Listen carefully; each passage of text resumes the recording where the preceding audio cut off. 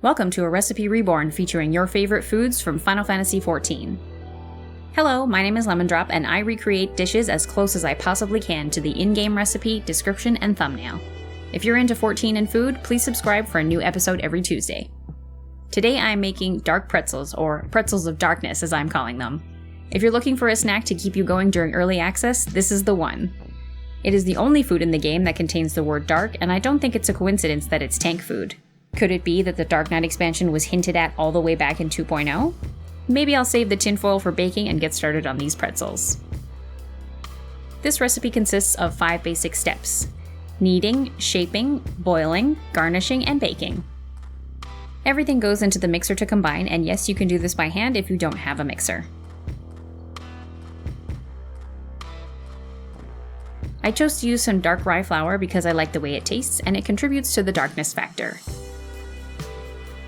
Knead for about 6 minutes, and keep in mind that the more you knead, the chewier the pretzels will be. I'm covering the dough with plastic to let it rest for about an hour or until it doubles in size. I've cut the dough into 12 equal parts, and I'm shaping them into balls and then long cylinders. For more detail on how to cut and shape the dough, I put a link to the Ishgardian Muffin episode at the top of the screen. My cutting board is 24 inches or 61 centimeters wide, which was just enough to get that signature pretzel shape.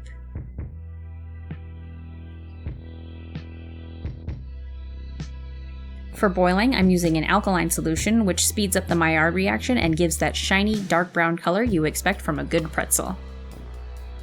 These boil for 30 seconds on each side.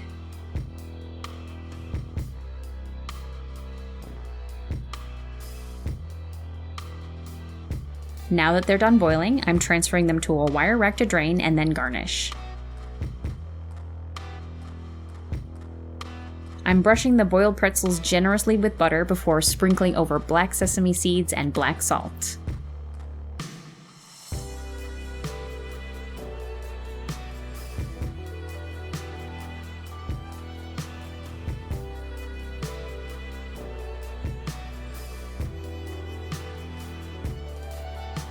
To get ready for the final baking step, I'm buttering my pans while the oven is preheating. These go into the oven for 16 minutes, and I recommend switching racks and rotating the pans to make sure the pretzels brown evenly. Now that these are done baking, they are ready to serve and eat.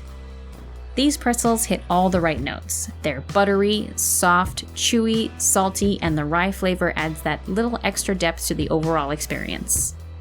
They are best eaten warm and can be reheated in the microwave or a low oven. For the full recipe and instructions, please check out the link to my website in the description below. Thank you for watching, and I will see you next week for the first recipe from Shadowbringers.